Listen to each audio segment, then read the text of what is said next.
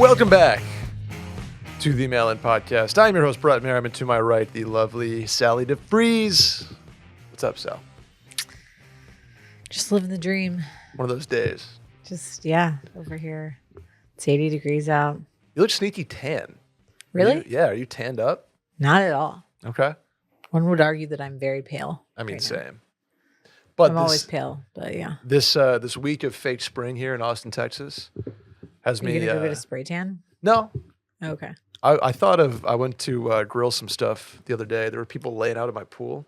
I was like, man, I might do that at some point this weekend. I did spend 30 minutes playing with my child yesterday, so outside. So you laid down a little base. Yeah, we played freeze tag and duck goose, just the two of us. Wow, it went hard. Who won? Wait, how do you play duck goose? You can't play duck goose with more than. How do you play freeze tag? Neither of those. You can't do either of them.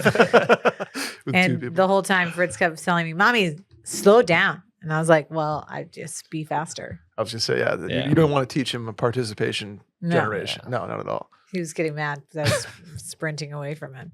Basically, our duck goose is that I pretend to do duck and then pick him for goose, and he just comes up to me and hits goose. So he doesn't.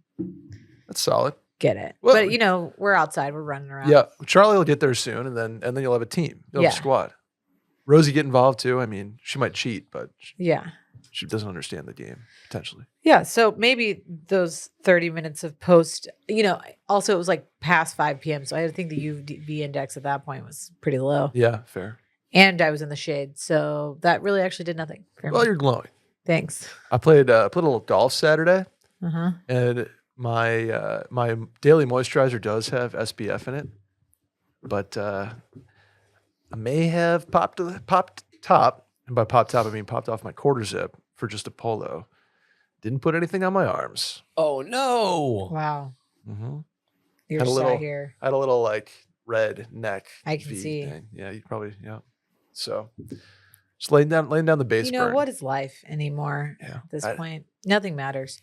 You can just eat Girl Scout cookies for dinner. I mean, given the current news cycle, anything you do doesn't matter. We're all going to die. Is that, would that be considered a girl dinner? Girl Scout cookies? Yeah. No, I don't think so. Or is that more just like, I'm going to have a cheese stick, half of a salad. Yeah, that's 3 girl crackers. dinner. Like, I'm going to have an apple, handful of Cheerios, a string cheese. Like a personal cottage cheese like pack. Yeah. And that's just kind of like make it work. Yeah. I think the guy equivalent of that is like raw hot dogs. Yeah, going into the fridge and kind of putting something together. More than a girl dinner. But like last night I had some chicken, I had some tortillas, and I had hot sauce. So I was like, all right, well, I'm going to do buffalo chicken tacos. I had crackers and hummus, ham and cheese on a tortilla, and some leftover Brussels sprouts. Oh, we sound really sad. I literally that's a boy dinner right there. I had 3. We can get into this argument.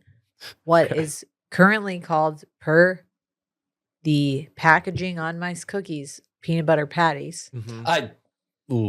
You're right. Yeah, it's Girl Scout. I noticed that too. Even though they're really called tagalongs. Wait a second. It's. I think it's new this year because I saw that. I always grew up with peanut butter patties and also caramel delights, and it's because there are 2 different bakeries that make the Girl Scout cookies. So the southern half, and I don't even know what half that is, but like a lot of the southern bakery area in the South calls them peanut butter patties, which are tagalongs, caramel delights, which are Samoas. And then what are the shortbread ones called? Like trefoil. Something like that. I don't know, but literally they're called like shortbread cookies. Yeah. So I always, like, people would talk about tagalongs. I was like, what are you talking about? They've been peanut butter patties my whole life. Interesting, because I knew them as peanut butter patties, but I'm also from the north. Maybe there's something to do with based on where your distribution area is. Okay. And the bakery that they source from. Because it's the same Girl Scout cookie. I don't know. Randy, look it up. It has something to do. we're Joe Roganing Randy. But it's like, Randy, look it up. But don't look it up on the official Girl Scout because... No, you need to look it up on like BuzzFeed. That says peanut butter patties. Yeah. Thin mints, obviously. Trefoils, which Trefoils. I grew up as just like Trefoils. straight up shortbread. Yeah. Caramel Delights. And then there used to be one, my But favorite. caramel delights are also called Samoas, right? I think so. Yeah. Let me look up. It's So always thin been- mints have always been that. Thin mints but- are always thin mints. Did you See. ever have it was like a square with an animal on it and it was dipped one piece, Yes. part of it was in Those are chocolate? called, can't remember, but they don't, Yeah. do they not make them anymore? I haven't seen those like decades. That was my favorite though.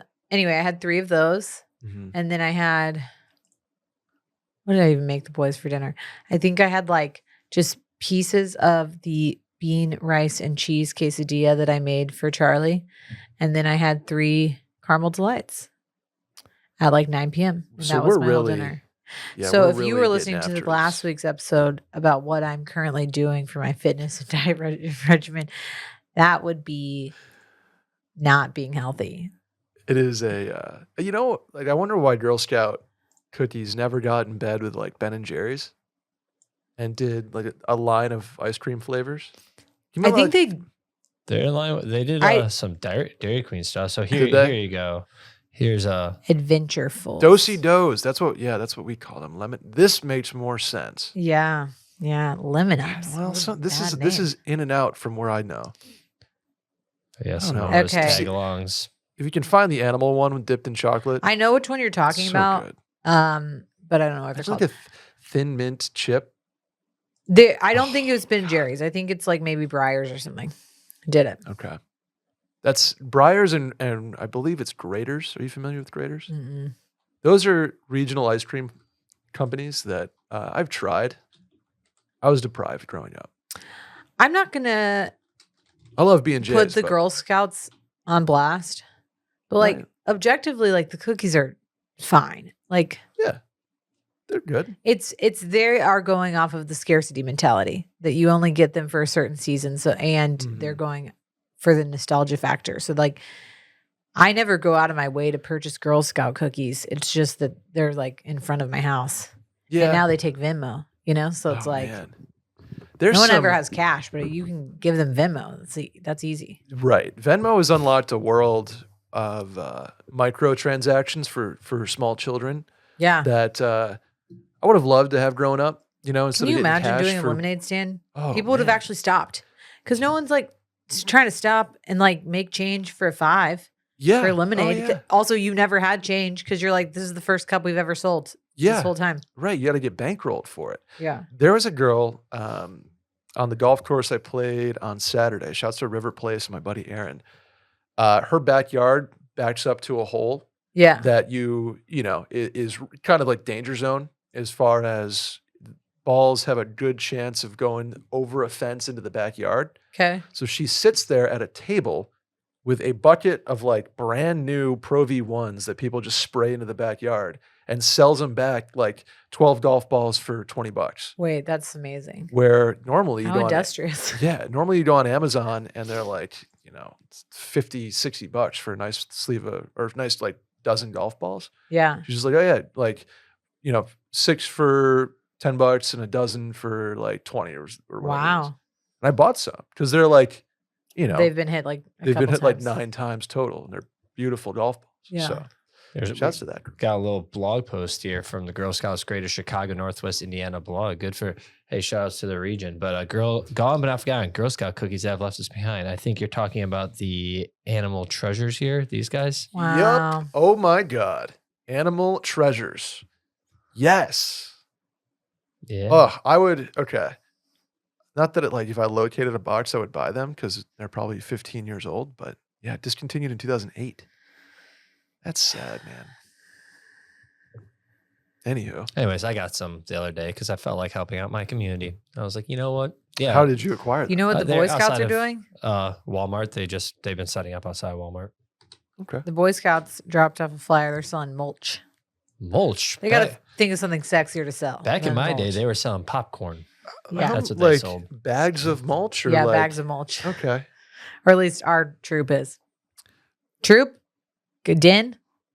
Troop. I don't know. Yeah, I think Yeah. it's true. I just think if I'm getting mulch, I need a couple cubic yards of that sucker, not necessarily like one bag. Yeah. But I like where their head's at.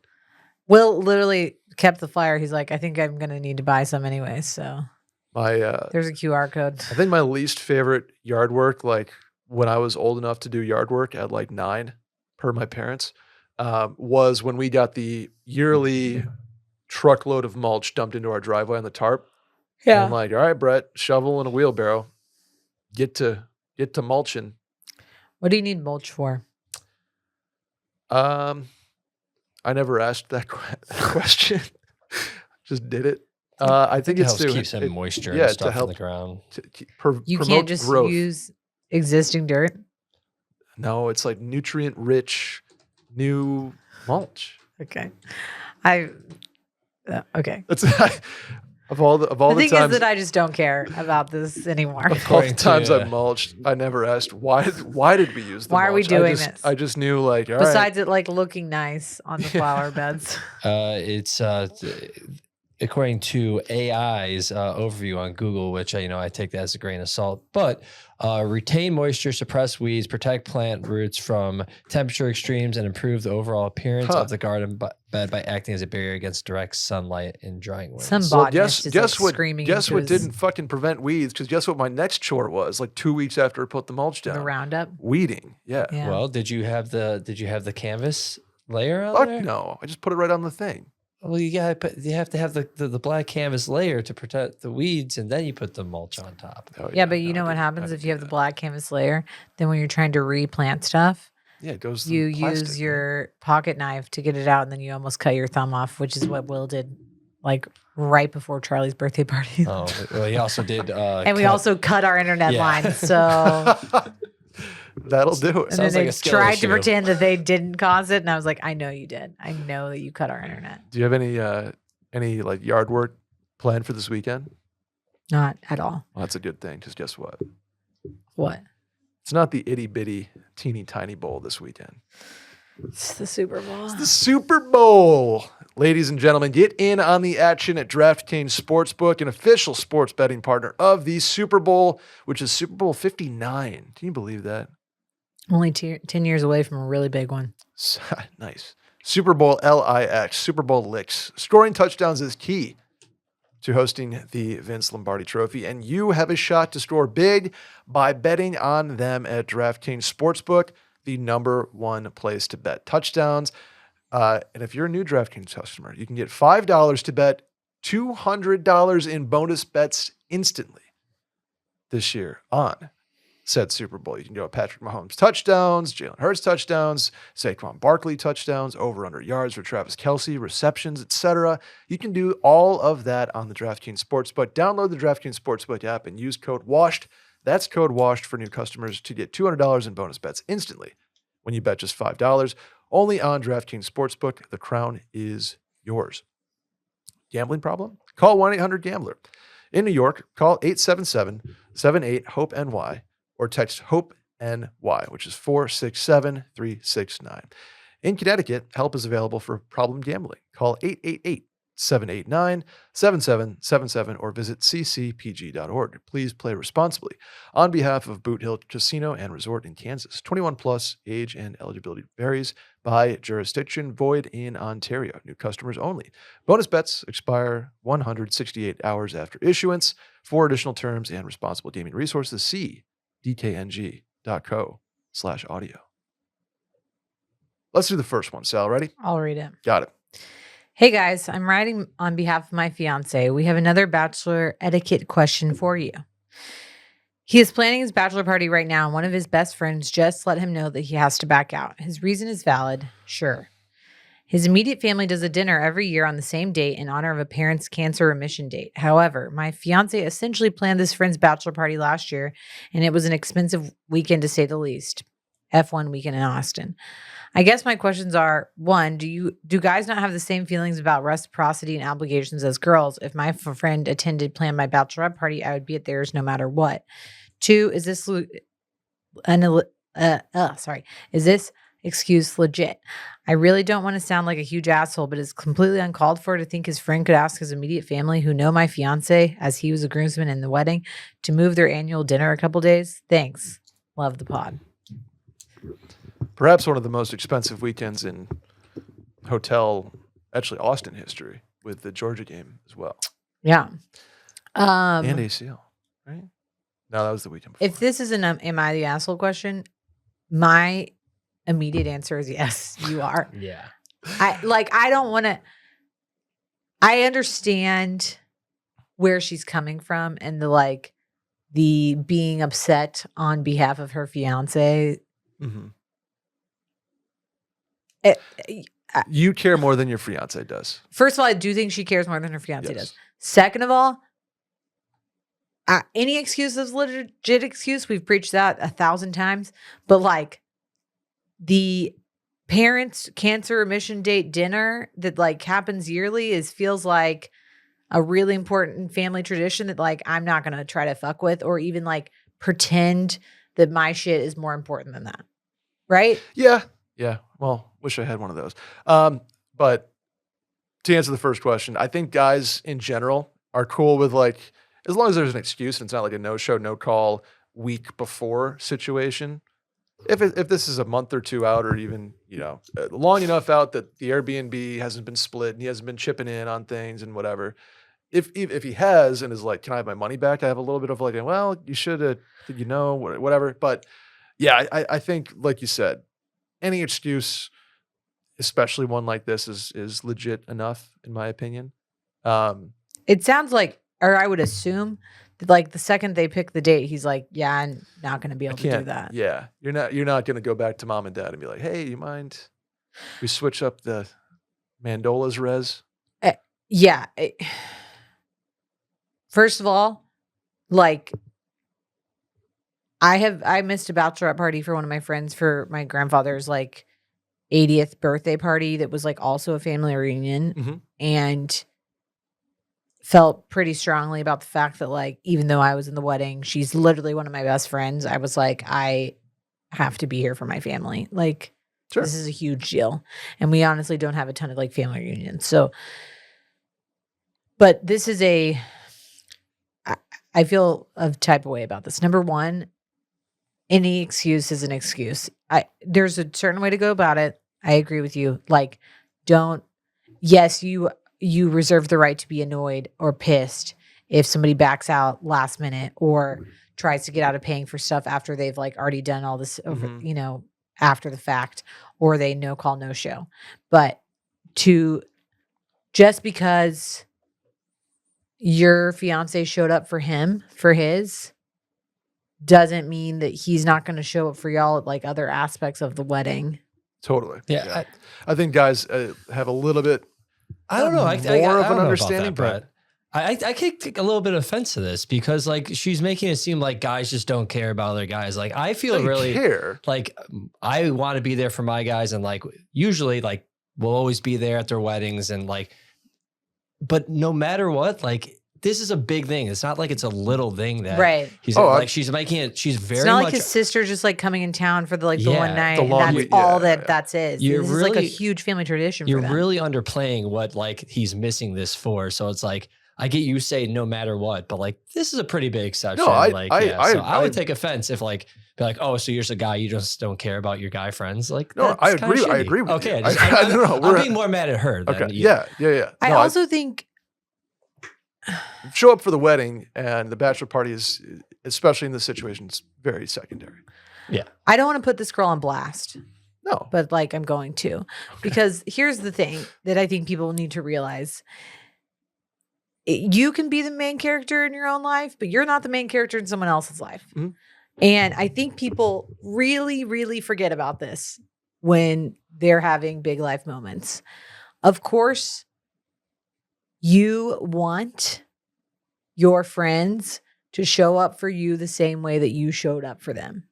But just because they can't check off every box of things that you've deemed important for your wedding does not mean that they're not going to show up in other ways. And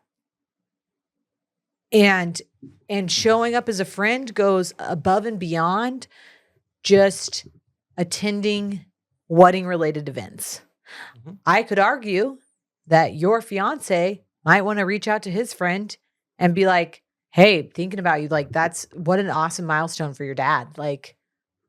I know that was really hard for you. Like when he was going through it, like I'm really happy about that. I just think I'm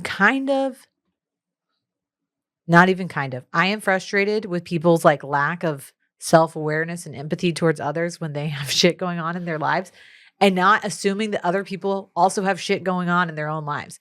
And I am sorry to the person who wrote in that I'm seeming callous towards you. I totally agree that you and your fiance deserve to be celebrated. I think holding up a yardstick and saying, I spent XYZ money on you and I went to your bachelorette and I did this and that, and then saying like, do guys just not feel the same way? Maybe they don't, because I think that having that checklist for your own friends to prove their loyalty is something that rubbed me the wrong way when I was going through it myself. Like, I am not a shittier friend because I couldn't go to your bachelorette because I was going to my grandfather's 80th birthday, which by the way, that friend never had a problem with it. Or because I am in grad school and have 5 tests the next week. Like people have shit come up in their lives. I have said on this same podcast that 2 of Will's best friends not showing up to our wedding like affected both of us kind of deeply. And upon further review and more wisdom and like realizing what they were going through, I have, in the 5 years that we've been married, been like, you know what? They would have never, well, one of them might have, but the other one would have never missed that if it was something that truly mattered to him. Like, sure, I mean, no, sorry, he wouldn't have missed it if, except for like something huge excuse. And I don't know. I think this is a hard time. It's hard to balance that where you, of course, like pour time and energy and money into your friendships at this stage, because that's how we start valuing people in our late 20s, early 30s when people are getting married is like, okay, well, I've gone to this bridal shower and I went to this bachelorette party and now I'm in the wedding and blah, blah, blah. And you start to see your friendships as transactional because... Ready for this term? It's like a social abacus. Yeah. With like one line, being over here, one being over here. You have to tip the scale or balance the scale. And who among us hasn't like kind of, especially in the beginning of like wedding season, this is kind of going off on a tangent, but like didn't get butthurt about a friend not asking them to of course be in it. Or now on the flip side, when you've been through enough, you're like, thank God I don't have to be in it. Like, it's just that I think this stage in life it's easy to get.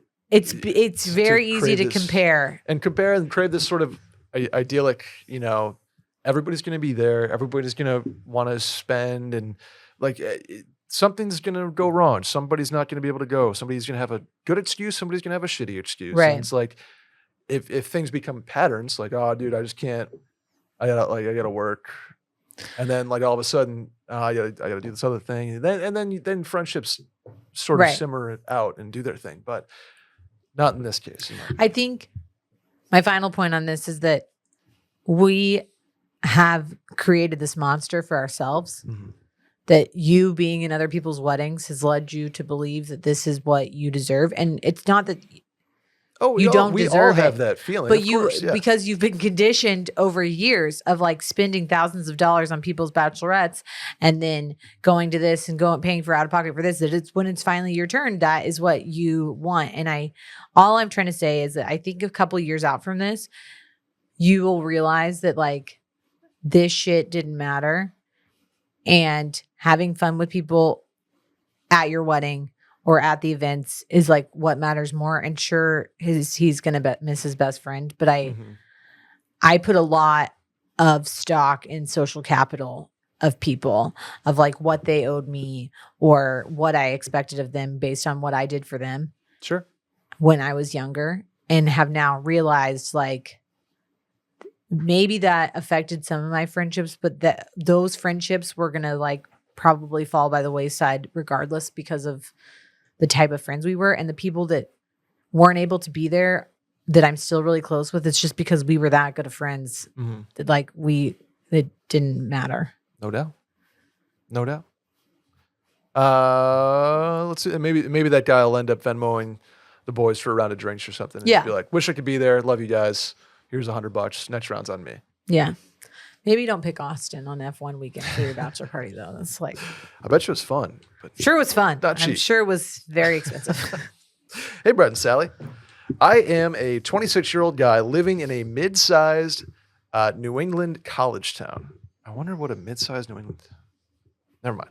I'm currently in grad school and recently got out of a 3-year relationship. Since then, I've been enjoying the dating scene with no real issues. Excuse me. Ready for this? No big deal, Randy. No real issues attracting women. Oh, sick, dude. Being wildly overconfident and traditionally attractive doesn't hurt. Oh, sick.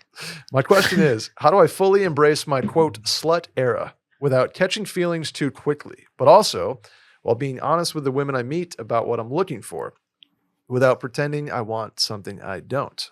All right, thanks. I'll shut up and listen. I want to have fun, but I don't want to end up leading anyone on. Any advice for striking that balance? Do I just hate the people who are asking questions today?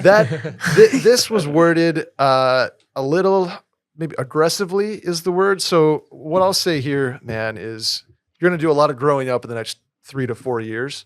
Yeah. I hope so. 26. But where this starts is, you kind of said it, is communicating what you are looking for and making sure you're being honest with, if you're going on dates with people or meeting people at bars or in social groups or wherever, that you're not looking for something long-term, because there's people out there that are down to be in their, quote, eras, but not everybody is.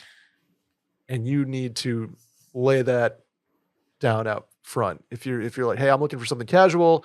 If you're not, I don't want to waste your time. Is that fair? Yeah. You know what kind of sucks?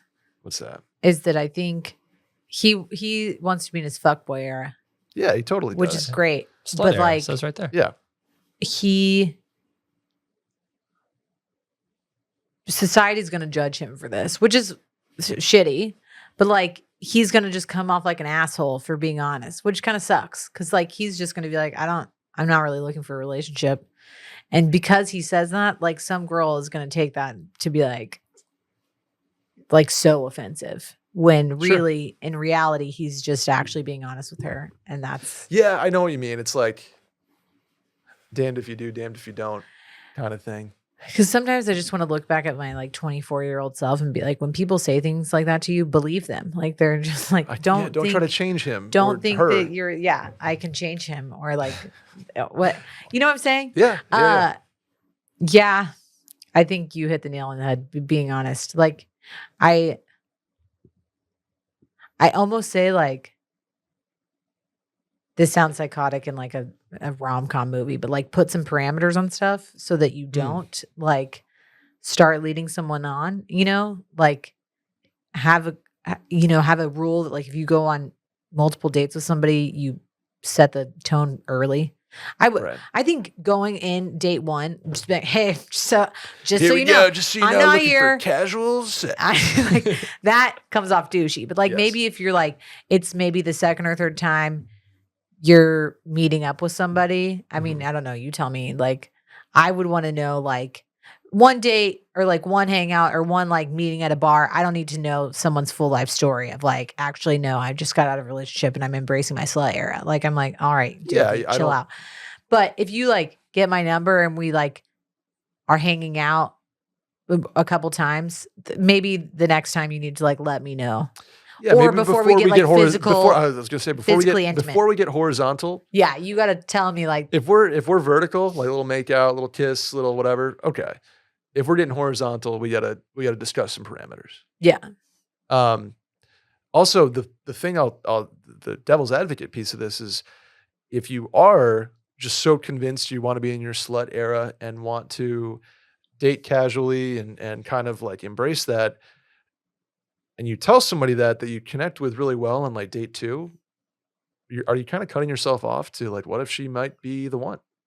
Or what if she's awesome? What if she's like, what if this could go far more than that? You cut it off at the legs because you're trying to embrace this like version of yourself that you haven't been able to go for. Yeah. See, he's like trying to live without parameters, but now he's putting parameters on his own life because he wants to be a slut. yeah, you're kind of like double fencing in yourself. Yeah. And I don't necessarily agree with that. So what if you just Patrick live your life Bateman as here an drops overly the confident, attractive male? yeah, what and if Patrick Bateman Yeah. drops the whole shtick and is just like, why don't you see where things go? But he wants to make sure he doesn't catch feelings too quickly. It says right there in the question. Understood, but like sounds so condescending. I think maybe you should just chill for a hot sec. Mhm. And I wouldn't start going on multiple dates with people until you really get down to the like nitty gritty of why you don't want to catch feelings because you want to be a slut like that. If that's the whole reason, like, okay. If he's convinced and totally like that's what I want to be right now. I don't want to catch feelings and I want to casually date. Can I Okay. just say though, like, isn't this like a lot of people in their mid Oh, sure. 20s? Like, Absolutely. Yeah. I think people who just fully like are not on the page of like I'm dating to marry are in this camp. Yeah. And I think exactly what you said, like when you put parameters on yourself because you don't want to catch feelings or you don't want to hurt someone else's feelings or whatever, you're honestly doing the same disservice to yourself as you would be doing if you were like, I'm only dating to marry and like I have to find my wife. Like you're almost Totally, yeah. you're going like too far off the end of the spectrum. Just like be in the middle.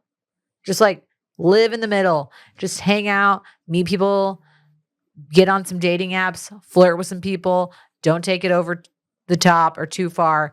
Be kind to people that you're going to have sex with. Like don't lead them on.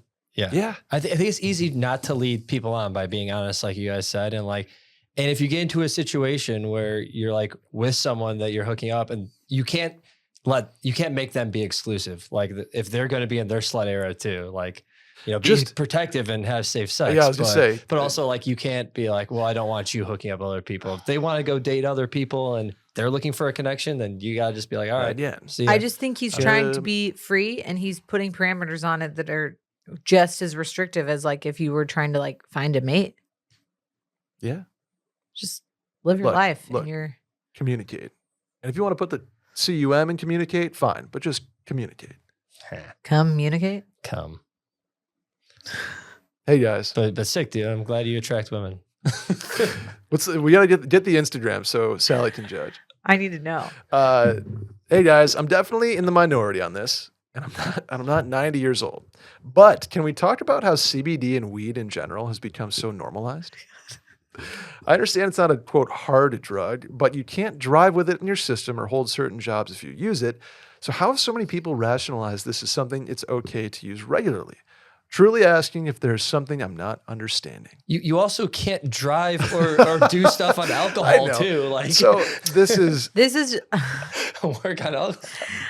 We might need to attitude adjustment all three of ourselves because I think we're starting to really turn against the listeners here. Okay. I think we're all going to say the same thing, which is what Randy's point was. This is just a societal norm that's starting to change. totally Like back in the, alcohol's always existed, but I'm like alcohol being socially acceptable, like has always been around. But alcohol is arguably more dangerous for you than many substances. sure. Just as Short dangerous. term, long term, like all of them. One would argue as like, I don't know, cocaine. And Cocaine. because of big alcohol and lobbying and the fact that big Randy, alcohol. and the fact that Randy loves a cocktail. Yeah. But the fact that I'm going to quote big alcohol, but like Sure. we're talking about like Anheuser-Busch and like whoever fucking owns like Svedka vodka. Because these companies pay lobbyists to do things like put drink responsibly on beer commercials or on labels. It makes it socially acceptable and legally acceptable to drink. But alcohol has just as bad as side effects as many other very, very, very controlled substances. Sure. Can you imagine if cocaine had the same amount of lobbying for it and we were just passing around lines at a party like it was no big deal, like we were just having a glass of wine? Mhm. There have been arguments. I am not pro cocaine. Okay. Like, let's just get that out there. Never have I ever, never will I be. Please don't do cocaine. Okay. Seconded. What? Seconded. Third. But Maybe I not. saw this analogy in a book. It's called Quit Like a Woman. It's about quitting drinking as a woman. And she basically says like, that is what alcohol, like lobbyists did for alcohol. It's the same thing the lobbyists did for tobacco. And then years later, we're like, oh, actually smoking's not great for you. But in the 50s, so not great. They were like, you know what's going to be awesome? We're going to like shoot cigarettes to the moon and we're going to like make it cool and like healthy. It's like when we had that study that was like a glass of wine a day helps your heart. Like, who do you think funded that? Brett. Like, it's the same thing as like, okay, so for me is like, I honestly, and this is coming from someone who's like, was very anti-weed for like probably the first 30 something years of my life, have like kind of changed my stance on this and probably along with societal norms, but also just knowing how bad alcohol is for me in general. But I think the way that weed in general is being consumed by the general population now versus how it was like back when I was in high school when it was like very illegal and like someone smoking a joint or like ripping a bong was like just so scandalous to me. Versus like now it's like all of our mom friends are like, hey, you should try these new gummies. It's like I've replaced my glass of wine at night with it. I think that's just the trends in society changing. I also think there are probably a lot of studies. Again, when you're reading a study, you've got to think about who is funding the research because there are conflicts of interest that even when they are supposed to disclose conflicts of interest, you can go back and be like, who actually authored this and who are they being paid by, et cetera, et cetera. But that's beside the point. I think there are there's a lot of science out there that would show that having small amounts of CBD or THC in your system versus the long-term effects of alcohol are going to lead to two very different paths. Now, if you were smoking every single day, you're probably at risk of doing some shit to your lungs. Totally. Anytime you're taking any sort of substance that's going to alter your brain, you obviously are putting yourself and others at risk if you get behind a car or operate heavy machinery, et cetera, et cetera. But I think a lot of people now feel like that is a more natural substance than like, it's from the earth, man. Can't be that bad for you. What alcohol causes. And I'm also here to tell you, as someone who regularly drinks alcohol causes some really horrific things. If you've ever seen anybody with cirrhosis or esophageal varices or things like that, you will be like, oh, I don't know that I should be drinking anymore, or at least at the level that I was back in college. Yeah. I'll speak to the surface level side of this because I like I've smoked weed before, I've done CBD before, I've done gummies. I agree when you're walking down like a street in New York City and it just like reeks of weed. Yeah. Don't love that. Yeah. When you get into somebody's car, reeks of weed. Don't love that. Like getting an Uber, reeks of weed. Don't like societally it has become obviously more normalized. And I think it's when she's kind of talking about like weed being therapeutic versus recreational. Like when high school is recreational, it's like, oh, we're going to go to a party and smoke a joint on the deck. Yeah. Whoa. Versus like, I need a joint to get out of bed. Right. And that's like not normal, but that's more in culture now. And I think it's just because people, are sort of looking for that alcohol alternative. I think Gen Z, Randy can point to this as like way like drinking's down and weed is way up kind of thing. Because I think there is sort of this like, ooh, alcohol kind of more dangerous than not just for, operating machinery, but for your body. Right. So they turn to weed to get that sort of altered state or get themselves in the zone or escape or therapeutic, whatever they're doing. And it sort of has spread in culture as it has become legalized. And I think like mushrooms are up next and psilocybin's up next. And it's just going to be this kind of line of like, well, it's natural and small amounts can work. And then people are going to abuse it and go, well, I'm going to go way overboard and then get behind the wheel of a car. And then all of a sudden we're back at square one. So it's cyclical, I think, and I think it's not Yeah. going anywhere. I have two things on this where I think where the person that wrote in came from. It's that it was just so stigmatized when we were younger, and they were just so illegal that all the people that were doing it were like usually the bad kids that wouldn't follow the rules truants. and like dare programs and stuff. So it's kind of hard to shake that what we were taught as kids that like now you look at it and it's just so much more legal that you see more people doing it that just the trends that like it's not stigmatized anymore. So it's completely fine now. I think that's the hard part to shake is that like you said, the truants used to do it. So, and then also like Ross Bolin, I think has a great way of putting this. Being a pothead and being like a drunk to me are very similar. It's like everything in moderation. So like if I saw someone that was a pothead that like just did nothing with their life and all that, then like I'm pretty much like, yeah, you're like a drunk that is doing nothing. So I think it's just if you get to understand weed and like do it in moderation, just fun. It's not as bad, but like, yeah, I see where the person's coming from, and it's just as hard to shake it. Well, because arguably, like people who are like legit potheads are seen as like lazy and not, doing anything. Whereas like we have been like conditioned for years to watch people like be functional alcoholics. I mean, that's like, isn't that the entirety of like Don Draper's like whole his whole thing? Like that he's just like my grandparents, like what is now to us was like, oh, being a pothead is so bad. I would argue that people would look at like their own parents and being like, like a casual alcoholic is so bad. My grandparents like literally would like rip like gimlets at like 9 a.m. for breakfast. Yeah. Like that and like drinking martinis while they were pregnant. Like just crazy shit. Nana loved to chain smoke and drink martinis for lunch. It will be interesting actually to see like what our kids, like what Fritz learns in terms of like dare. Because I remember dare. Do y'all remember the song? No. Did y'all not have the D? I won't do drugs. A won't have an attitude.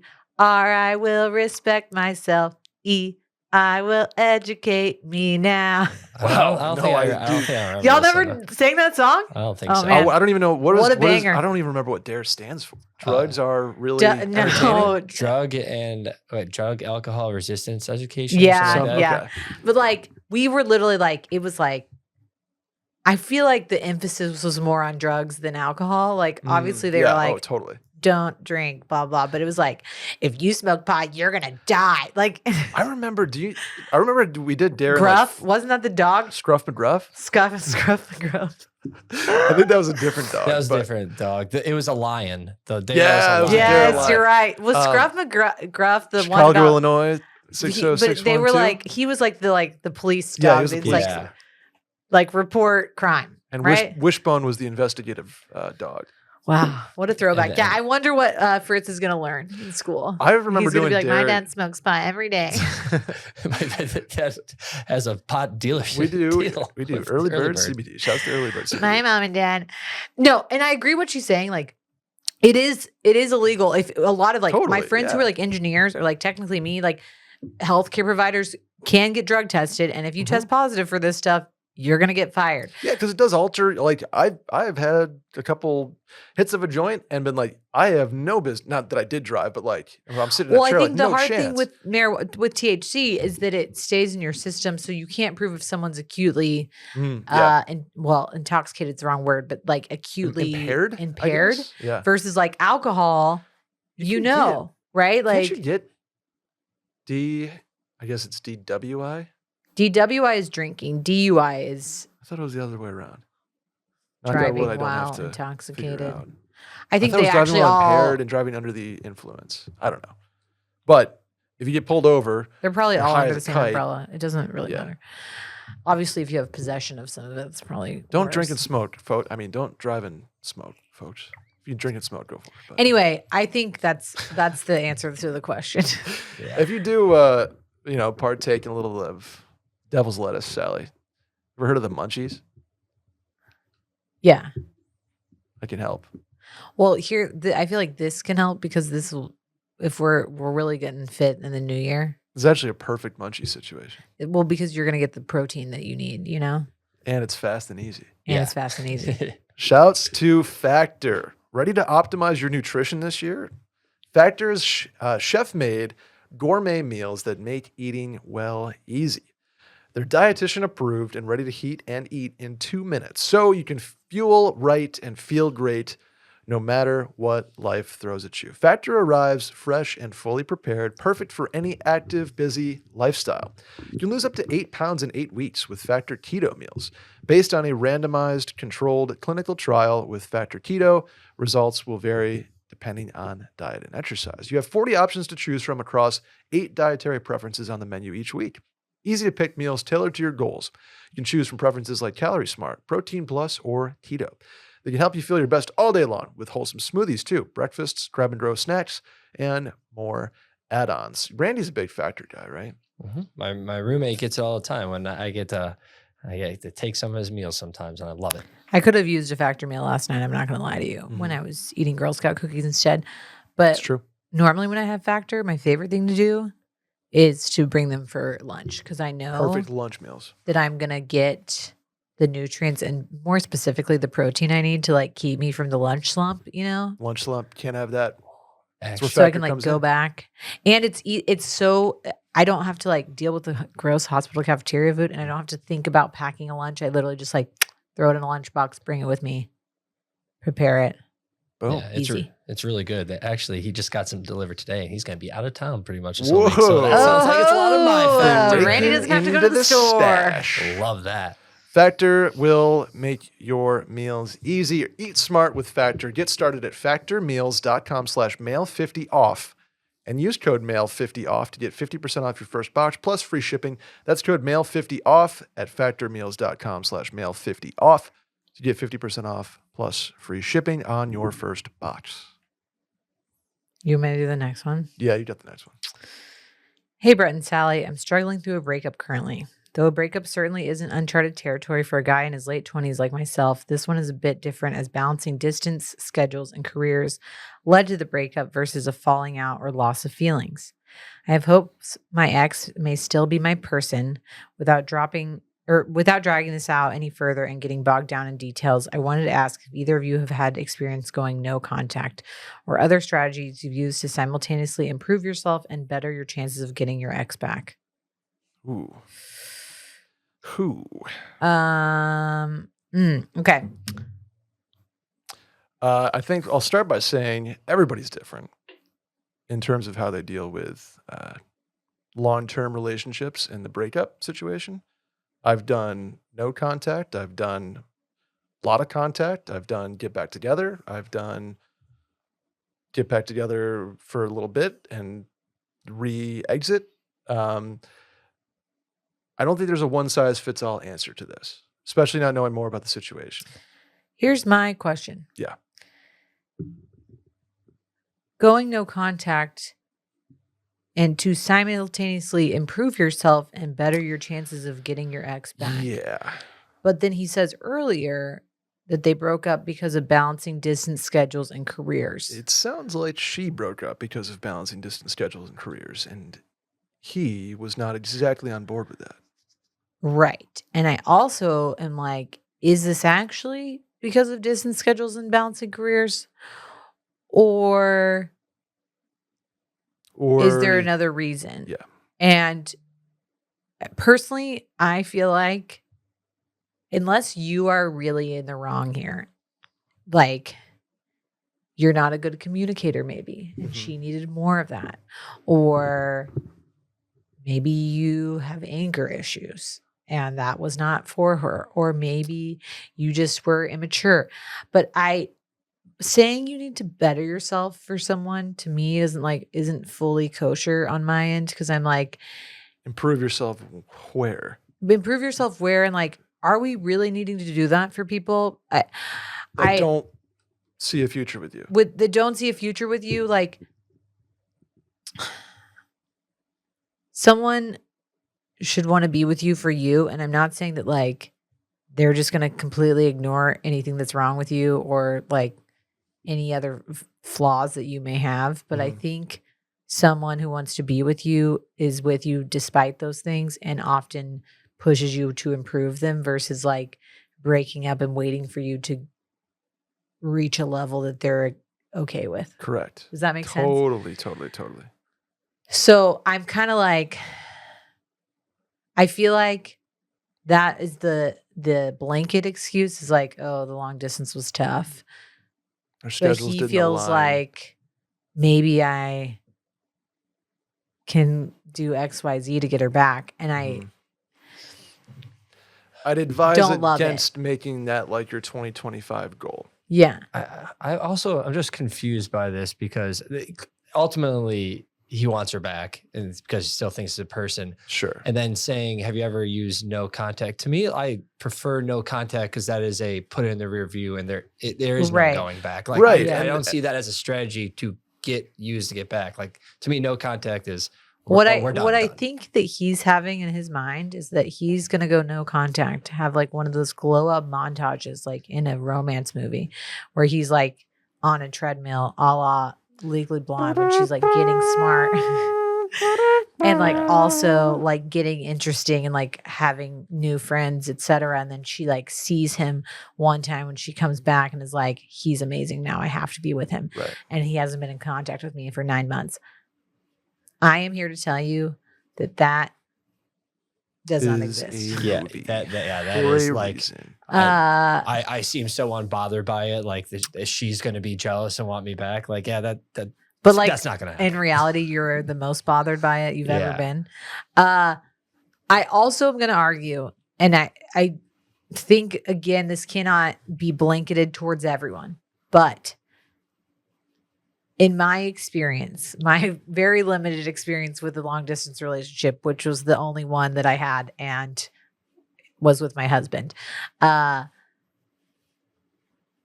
distance, careers, schedules, etc., don't tend to be the only reason you break up. Mm-hmm. If that is your person. Correct. There's also the discussion that maybe you had timelines. Was there, you say no loss of feelings. Was there a loss of feelings or were feelings placed somewhere else? Was there emotional stuff happening elsewhere that you weren't fulfilling somebody else was fulfilling yours? Like a lot of this boils down to needing more context here. I know you said you don't want to get bogged down in details, but at some point, you're not like the strategy you have right now of like no contact, better yourself and get your ex back is unrealistic. Mm-hmm. That's a movie. So like plan A, let's pivot. Scrap plan A. Scrap plan A. Time to go to plan B. Plan B is, breaking no contact for lack of a better word, laying out with your ex, like, hey, obviously seeing if she's cool with establishing some sort of like reconnection and that just being like a phone call or let's meet up or I'll come to you and just talk things out. It really truly establishing like distance schedules, careers. That's can be a front for I'm not that into this. I don't see this going anywhere. You're not my person long term. It's going to be better if we just both go our separate ways. And it might be hard to hear, but closure is better than plan A. Yeah. Or you discuss ways like, okay, what if there is a timeline? What if I do move here? Or she moves there, whatever it might be. If she is your person, it will come back together. And if she wants nothing to do with you and is like, hey, I just want to date other people. I want to see if there's anything that works for me in this area. Then that's her decision. Right. And you have to live with that. So I think for me, plan C, no contact and get over the person that you think is your person when you're not their person. That's what my answer is. If you do I'm not saying like some Romeo last ditch effort here, but plan A is not going to work. Right. Plan B leaves like not the door open, but just at least gives you closure. And plan C is no contact, forget about it, move on. You get closure yourself. Right. I agree. I mean, you're right. He didn't give us the details. So like maybe there's other circumstances they need to hash out that like if you're going to maybe need to compromise on or change or whatever. if you truly think that she's your person. But most of the time, the like right person, wrong time excuse to me is a front for actually they're not the right person. Yeah, and it's also the wrong time. Right, and there's other stuff, and sometimes you just got to go through that and then realize something else, and whether it's on you or on her, and you each realize like I was better off, or I need to be better off, or I want to go back, or like you just kind of gotta talk this over, I think, which is my plan B. So there's either mutual closure or mutually a path forward, and then Sally's plan C or B2 is get over by getting under. Yeah, plan That's D. not what mine was. Plan D. I know a guy that's 26 that is in his slut era right now, and you can just go link up with him. Y'all can be in your slut era together.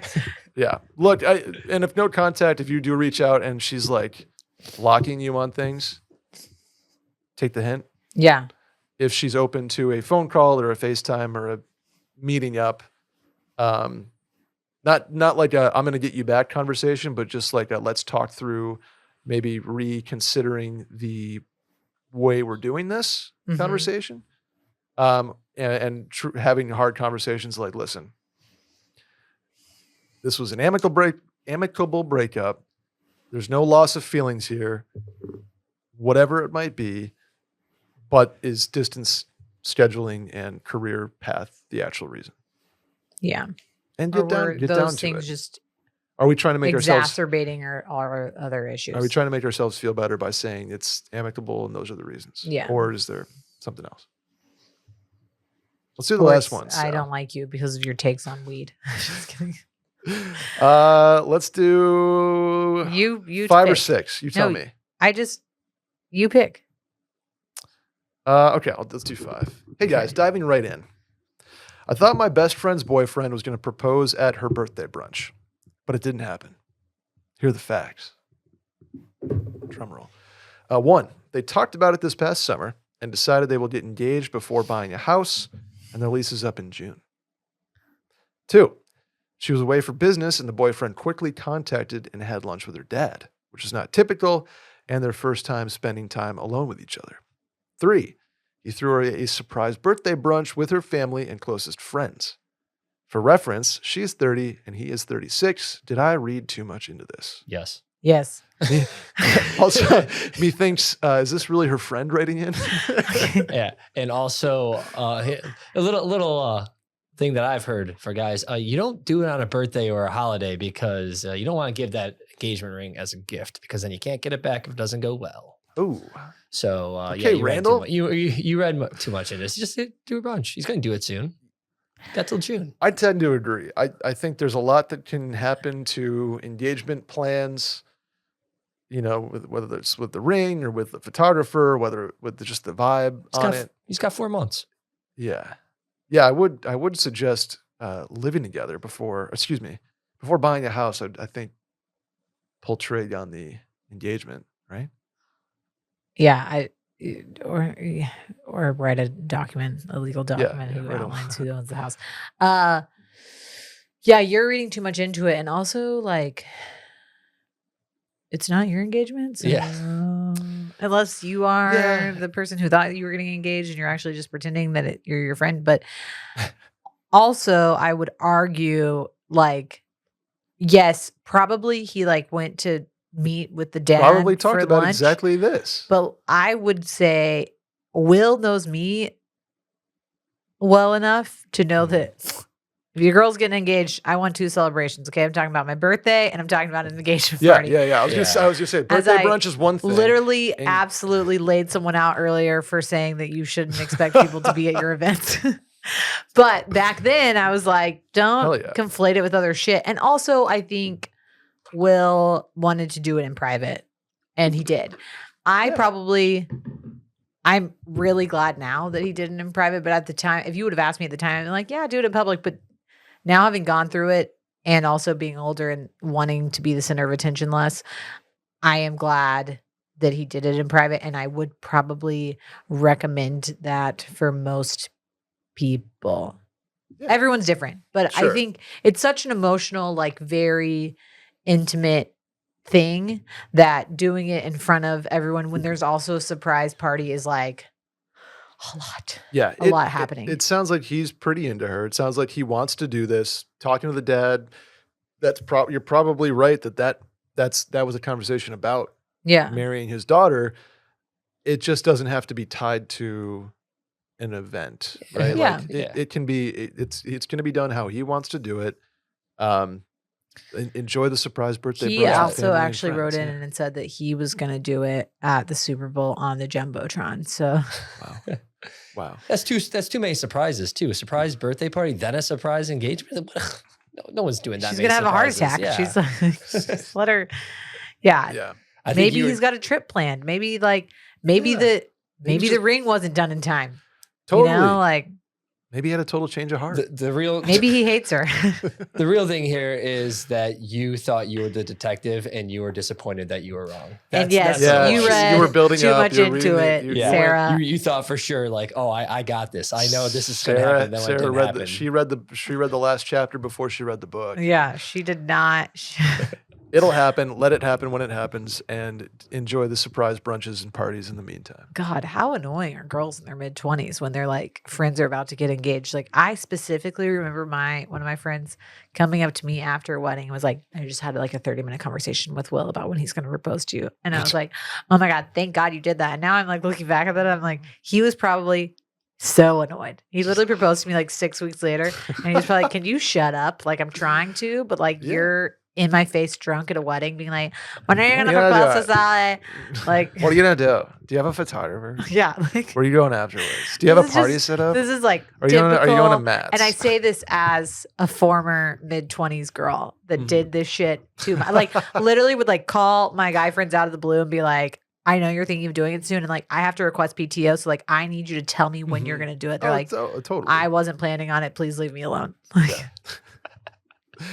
let it happen, and you'll get the call when it does. Yeah. On FaceTime or by him being like, hey, meet me at so-and-so's place in 20 minutes. Get this FaceTime. Already he's doing it.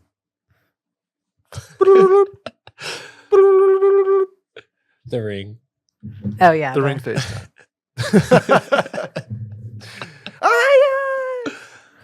So excited. Good luck. I need Will to like come in and report if I was insufferable during our engagement. I don't think that I was. We got to do a Will episode at some point. Just like a Will, like not like directly You know what he asking should do? questions, but like Will's airing of You know what grievances. he should do? Because I think I have proven many times over the past couple of years, but also during this episode, that like things I say, I just immediately contradict. Well, I think you learn from yourself too, and you learn. But like, from I should answer questions, and then Will should have to keep quiet while I'm answering them, and then just give a rebuttal to anything I give say. either his rebuttal to something you said about him, or like, no, Sally definitely does this. No, the way we got to do this kind of similar to a Newlywed Show where you answer it and then we say, all right, Sally, you leave the room, and we have Will come in and answer what he thought she Come would on say. down, Will DeFries. We're gonna do that Newlywed Show. Let's see how different and similar they are. Anyway, fun episode, guys. That's gonna do it for us today. Please subscribe. Rate Sorry 5 for stars. hating all the people who ask Review. questions. I do love you. Tell a friend. I love you guys We too. love you. We gotta be We couldn't truthful do this without sometimes. you. Gotta be truthful. Sometimes you got to hear the hard truths. We want to give everybody the rom-com ending and also the hard truths when necessary. Right? Yeah. There we go. Right into the link in the Twitter bio at Mail In Podcast or in the description of this episode. And Sally, where can the people find you? Sally DeFries on Instagram. I am Brett Merriman at Schmerriman on Twitter and Instagram. That's Randy Trimbacki at Randy Trimbacki. Yep. Enjoy your slut era, guy. Enjoy your slut era, my man. So proud of him. There we go. We'll talk to you guys next week. Bye.